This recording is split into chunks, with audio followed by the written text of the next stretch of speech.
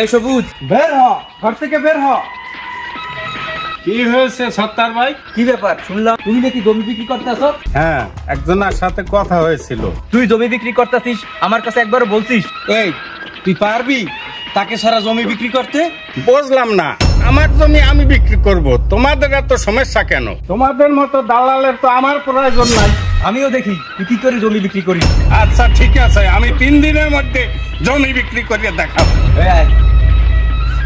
তুই যদি জমি বিক্রি করতে পারিস, আমার কান কেটে কুকুরকে খাওয়াই দেবো। তুই বেশি করছিস, তোর জমির দিকে কুত্তা বিলেও তাকাবে না, দেখিস। এই বলে দিলাম।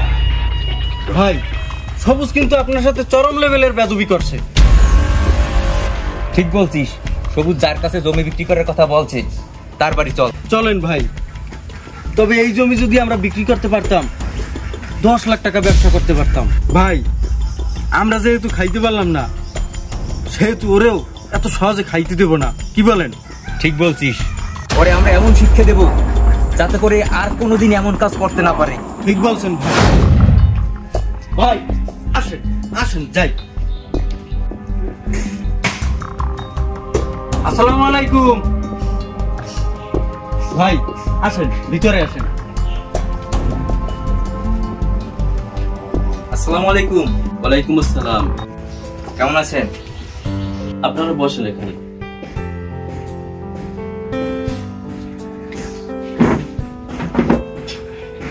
ভাই আপনার সাথে একটা গুরুত্বপূর্ণ কথা বলতে আসছি। জি, কি কথা বলেন? শুনলাম আপনি নাকি মোল্লাপাড়া জমি কিনতে গেছেন। হ্যাঁ গিয়েছিলাম, জমি দেখে দামাদামি করে আসছি। কাকা, আপনি যে জমি দেখতে গিয়েছিলেন, ওই জমিতে তো বড় একটা ঝামেলা আছে। ওই জমি যদি আপনি কিনেন তাহলে একটা ঝামেলায় পড়ে যাবেন। তাহলে আমি এখন জমি কোথায় পাবো? ভাই আপনি কোনো চিন্তা করেন না, এরকমের জমি আমাদের কাছে বহুত আছে। আমার তো রাস্তার পাশে জমি দরকার। কাকা, আমাদের কাছে ভালো ভালো জমি আছে। আপনি এই কার্ডটা রাখেন, কালকে এই ঠিকানায় চলে এসেছেন, আমরা উপস্থিত থাকবো। আচ্ছা ঠিক আছে। ভাই আবুল মিয়া, ওই তো। এই আবুল, আবুল মিয়া, আবুল মিয়া। কে? সত্তর ভাই, দাঁড়ান আসতেছি। এবার জমিটা যদি বিক্রি করতে পারি তাহলে ছেলেটাকে বাহিরে পাঠাবো।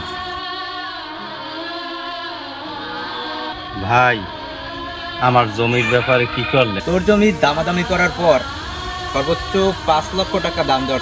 ভাই এত কম? আবুল চাচা, ওইখানে তো 5 লাখ টাকা করেই শতক চলে। কি আর করার, টাকা পয়সার খুবই দরকার, দেন বিক্রি করে দেন। তাহলে তুই কালকে ভূমি অফিসে চলে আসিস। আর ওই আমার কমিশনের কথা মনে আছে তো? হ্যাঁ ভাই মনে আছে। আচ্ছা ঠিক আছে, তাহলে কালকে আপনি চলে আসেন তাড়াতাড়ি, ঠিক আছে?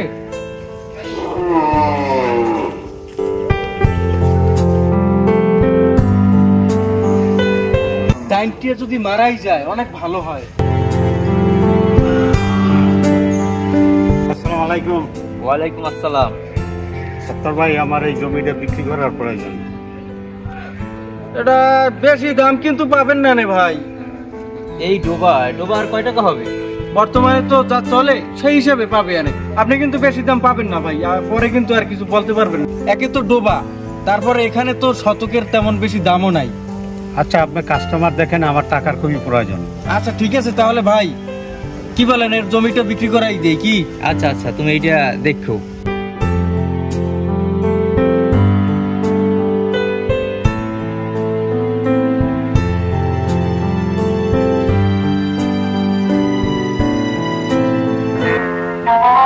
ভাই উনি আসলে ভালোই ভালো জমিটা বিক্রি করাই দিতে পারলেই ভালো।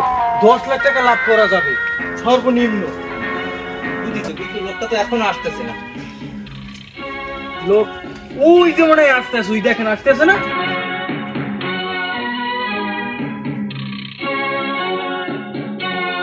আসসালামু আলাইকুম কাকা, ভালো আছেন? ওয়ালাইকুম আসসালাম। আলহামদুলিল্লাহ ভালো আছি, তোমরা কেমন আছো?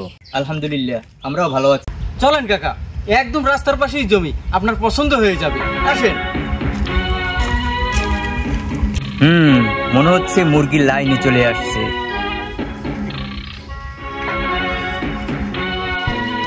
হ্যাঁ, জমিটা তো খুবই সুন্দর রাস্তার কাছে, কিন্তু জমিটা কার?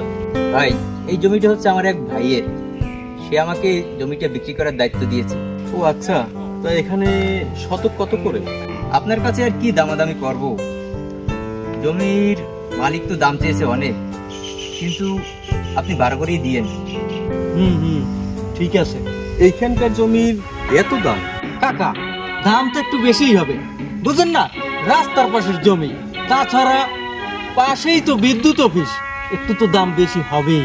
তারপরেও দামটা একটু বেশি হয়ে যাচ্ছে। আমি 9 লক্ষ টাকা হলে নিতে পারি। কি 9 লাখ?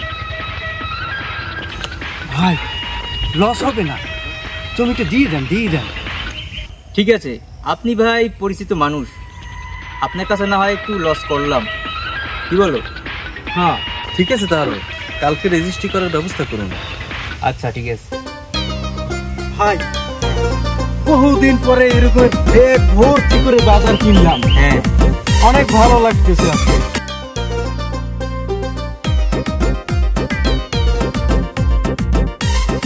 এই সত্তর ভাই, দাঁড়ান দাঁড়ান দাঁড়ান। হারামের টাকায় বাজারে ব্যাগ তো ভরবি। ভাই আপনি? থামুন আপনারা, আপনারা দুজনই মিথ্যে বলে আমাকে ঠকিয়েছেন। আপনারা এত বড় ধোকা দেবেন কখনো কল্পনাও করিনি। আপনি হারাম কোথায় দেখলেন?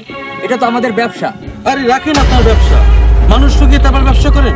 মিথ্যে বলে আপনারা এত বড় ধোকা দেবেন, এটা আমি কল্পনাও করিনি কখনো।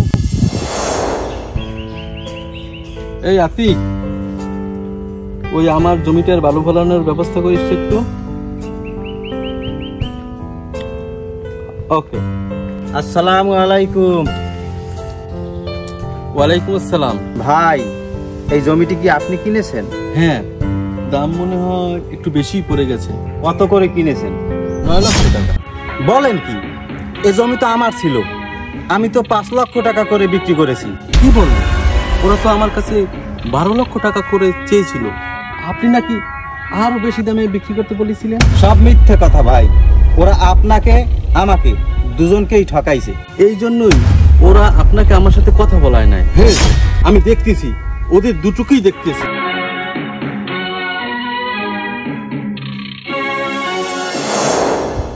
আল্লাহ রাসূল হযরত মুহাম্মদ সাল্লাল্লাহু আলাইহি ওয়াসাল্লাম আমাদেরকে বলেছেন, যে ব্যক্তি কাউকে ধোঁকা দেয় সে আমাদের অন্তর্ভুক্ত নয়, অর্থাৎ ধোঁকাবাজ কখনোই মুসলমান হতে পারে না।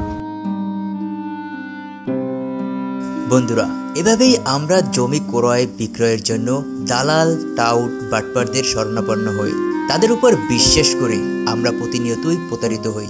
বিশেষ করে শহর, উপশহর কিংবা শহরের আশেপাশের এলাকাগুলোতে এসব কাণ্ড বেশি হয়ে থাকে। দালালদের খপ্পরে পড়ে ক্রেতা বিক্রেতা উভয় প্রতারিত হয়। তাই আসুন এ ধরনের প্রতারকদের শরণাপন্ন থেকে আমরা দূরে থাকি, নিজেদের জমি নিজেরাই ক্রয় বিক্রয় করি। ধন্যবাদ।